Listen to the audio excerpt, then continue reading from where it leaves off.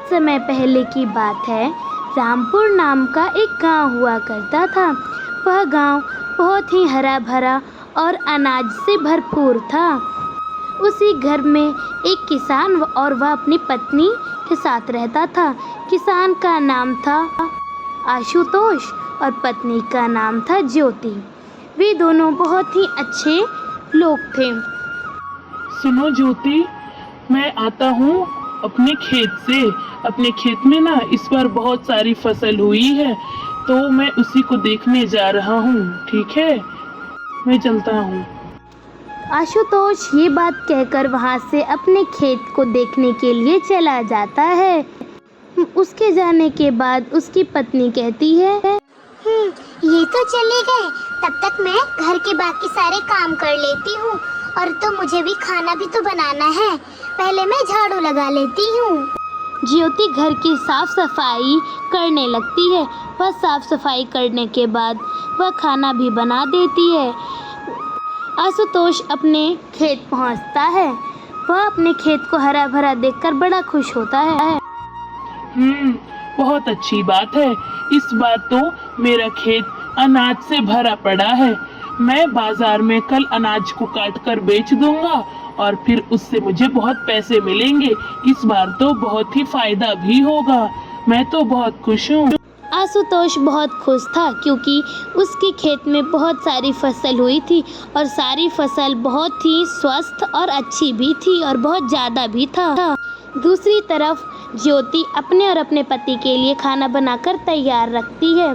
कुछ देर बाद आशुतोष घर आता है और अपनी पत्नी से कह देता है, मैं आज बहुत खुश हूँ। मुझे तो आज नाचने का मन कर रहा है।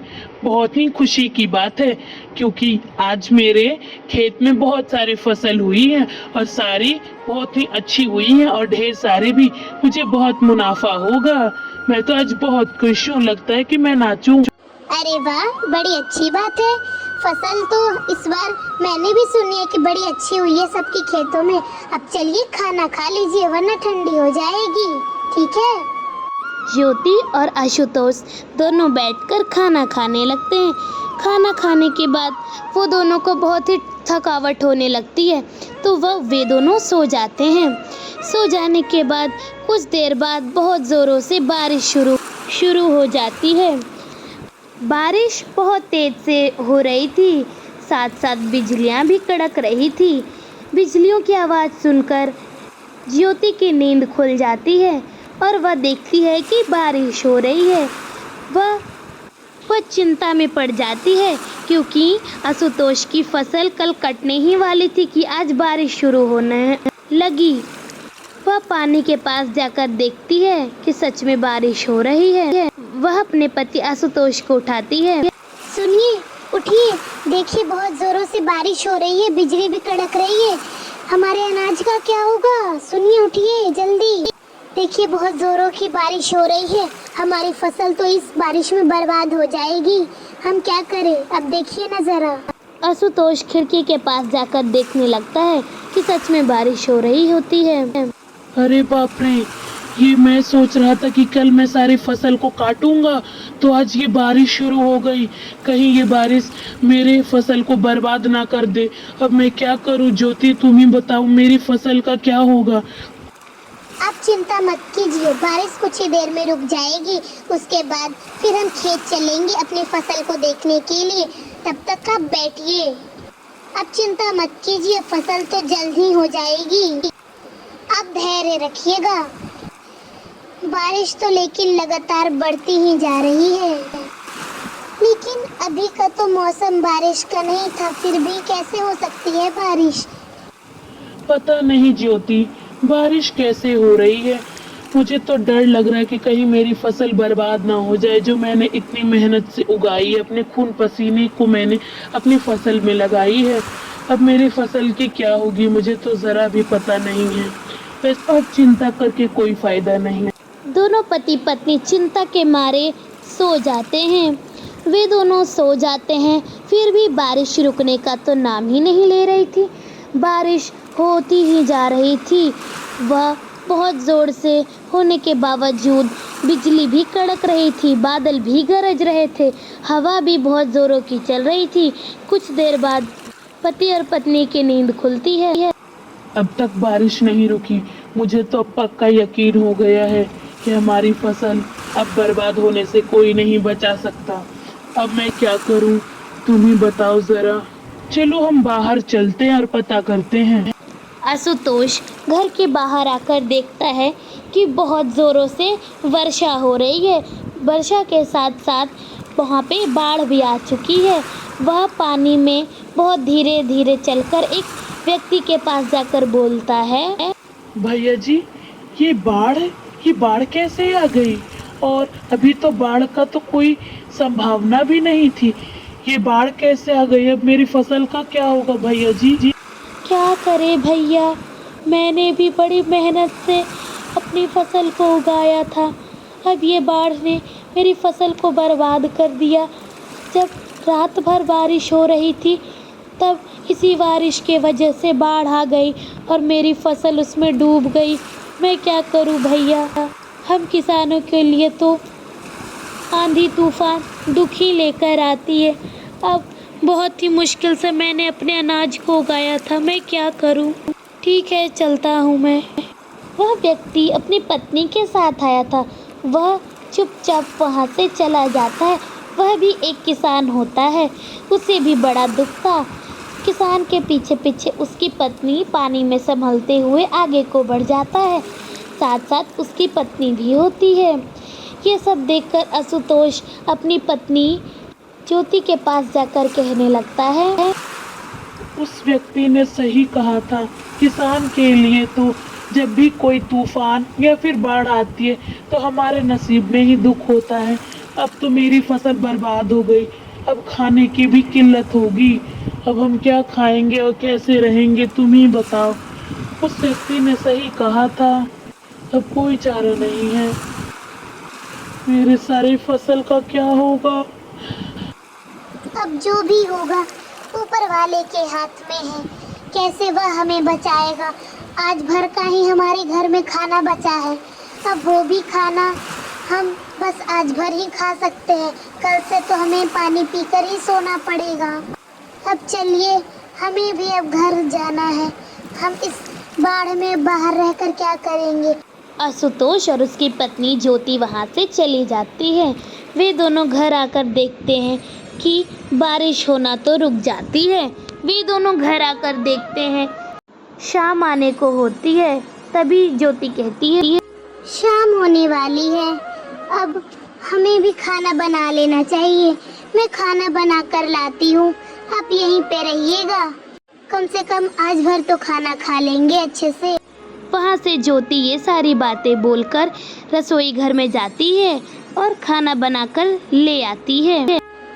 अब चलिए शांति से खाना खा लेते हैं। खाना अब दुखी होकर मत खाइएगा। कभी भी हमें भोजन का अनादर नहीं करना चाहिए। अब चलिए बैठ जाइए, भूख लगी है मुझे। वे दोनों खाना खाने के लिए बैठ जाते हैं। वे दोनों खाना खाने वाले ही होते हैं। तभी उनके दरवाजे पर एक दस्तक होती है। वह एक बूढ़ा पंडित था। भिक्षाम देहि, भिक्षाम देहि। ये बातें सुनकर आशुतोष उनके पास जाकर कहता है, क्या हुआ बाबा? आप इतनी पानी में आप कहाँ घूम रहे हैं? इतने बाढ़ में तो घूमना आपके लिए अच्छा नहीं होगा। हम आपकी क्या मदद कर सकते हैं? वो बेटा, मैं 2 दिनों से मंदिर में फंसा हुआ था। ये बारिश की वजह से मैं 2 दिनों से बहुत भूखा हूँ। कुछ खाने को है तो वो दे दो, बड़ी ज़ोर से भूख लगी है। अब भूख के मारे तो लगता है क्या ही करूँ। वहाँ खाने पर से उठकर ज्योति अपने पति के पास जाकर चुपचाप कहती है, ये पंडित जी तो खाना मांग रहे हैं और खाना सिर्फ एक ही आदमी का है। अब बताइए, अब हम दोनों में क्या क्या? ऐसा करते हैं, हम दोनों खाना नहीं खाते हैं और इन बूढ़े ब्राह्मण को खाना दे देते हैं। ठीक है? ठीक है, हमें बूढ़े ब्राह्मण की मदद करनी चाहिए। खाना हम इन्हें खिला देते हैं। हमें पुण्य भी मिलेगा। अच्छी बात है। ठीक है बाबा जी, आप हमारे घर में आ जाइए और खाना खा लीजिए।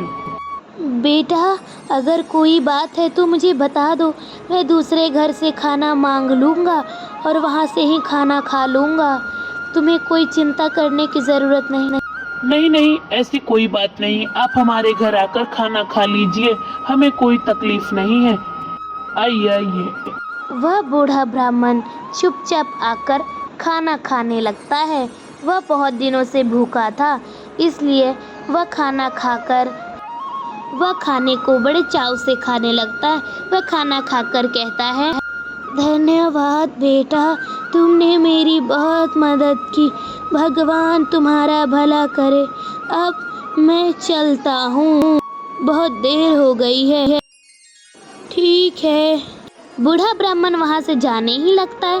तभी वहाँ पे एक थैली छूट जाती है जो उस बूढ़े ब्राह्मण की होती है। बहुत देर होने के बाद आशुतोष की नज़र उस थैली पर पड़ती है। वह उस थैली को देखकर उसकी पत्नी कहती है कि लगता है ये थैली उन बूढ़े ब्राह्मण क्या है। हमें ऐसा करना चाहिए कि ये थैली हमें उन्हें दे देना चाहिए। आप उठाइए तो जरा, इस थैली में आखिरकार ऐसा है क्या, मुझे भी तो पता चले। आशुतोष उस पोटली को उठाकर कहता है, बूढ़े ब्राह्मण तो बहुत दूर चले गए होंगे, अब इस थैली का अब हम क्या करेंगे। वैसे इसे खोल कर देखते हैं क्या है इसमें। शायद कुछ भगवान ने उन्हें हमारी मदद करने के लिए भेजा हो। मैं देखता हूँ आखिरकार इस थैली में है क्या। आशुतोष थैली को देखता है। वह थैली को देखने के बाद उसे पता चलता है कि उस थैली में तो मिर्ची के बीज हैं। वह देखकर बड़ा खुश होता है। इसमें तो मिर्ची के बीज हैं। वैसे भी मेरे पास तो अब इतने पैसे नहीं थे कि हम लोग कोई अनाज उगा सकें, इसलिए अभी इस मिर्ची के बीज को हम लोग अपने खेत में लगाएंगे। जी हाँ, आप सही कहते हैं। इस मिर्ची को हम अपने खेत में लगा सकते हैं, लेकिन सबसे पहले इस मिर्ची के बीज को हम लोग एक गमले में लगाकर देखते हैं, ताकि हमें पता चलेगा कि वह गमले में कितने दिनों तक रहता है। ठीक है।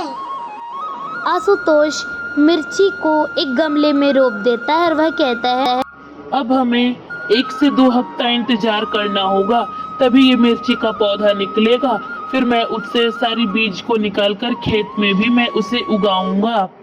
अब चलो। आप ठीक कहते हैं, अभी तो मिर्ची के पौधे को निकलने में 1-2 हफ्ते लगेंगे। पति पत्नी आपस में बात कर रहे होते हैं। उन्हें तो ये पता भी नहीं था कि वह मिर्ची का पौधा चमत्कारी है। वह कोई साधारण मिर्ची का पौधा नहीं है। वे दोनों को तो ये पता भी नहीं था। वे दोनों वहाँ से चले जाते हैं। फिर एक रात बीतने के बाद वे दोनों वहाँ पे आते हैं और वे दोनों ये सब देखकर आश्चर्यचकित हो जाते हैं, क्योंकि मिर्ची का पौधा सिर्फ एक दिन में ही बहुत बड़ा हो गया था। उसमें बहुत सारे मिर्ची भी आना शुरू हो गई थी। ये सब देखकर तो बड़ा ही आश्चर्यचकित था। अरे, ये मिर्ची का पौधा तो एक दिन में ही बहुत बड़ा और इसमें लाल लाल मिर्ची भी आने लगी है। लगता है कि यह चमत्कारी पौधा है। अब मैं इस मिर्ची से सारी बीजों को निकालकर अपने खेत में उगाऊंगा। आप सही कहते हैं, यह मिर्ची का पौधा तो चमत्कारी है। हमें जल्द ही इस मिर्ची के सारे बीज को निकालकर खेत में उगा देना चाहिए, फिर हम भी आराम से अपने जीवन को जी पाएंगे। आशुतोष उस मिर्ची से मिर्ची के बीज लेकर वह अपने खेत में मिर्ची को डालकर आ जाता है। वह अब घर आकर इंतजार करता है कि एक रात कब बीते और वह अपने खेत को जाकर देखे। अब बस एक रात बाकी है। एक रात बीतने के बाद अब हमारा वह खेत भी मिर्ची से हरा भरा हो जाएगा। अब बस सिर्फ एक रात का इंतजार है, फिर हम भी अब कभी भी भूखे नहीं सोएंगे। एक रात बीत जाती है। दोनों पति पत्नी भागते भागते अपनी मिर्ची के खेत में पहुंचते हैं। मिर्ची का खेत तो मिर्ची से बहुत ही जगमगा रहा होता है।